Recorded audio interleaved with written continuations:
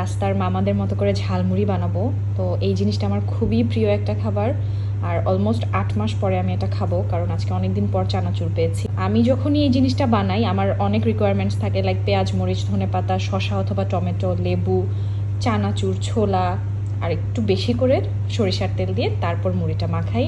ওফ, আলহামদুলিল্লাহ, অনেক মজা লাগে। একটা টাইমে তো এটা আমার অলমোস্ট জাতীয় খাবার ছিল, লাইক সপ্তাহে কয়েকদিন যদি এই জিনিসটা না খেতাম মনে হতো কিছু একটা মিসিং। একটা টাইমে নিজেই আসলে এই জিনিসটাকে বাদ দিয়েছিলাম রেগুলার লাইফ থেকে। মিক্স করে দিতে হবে।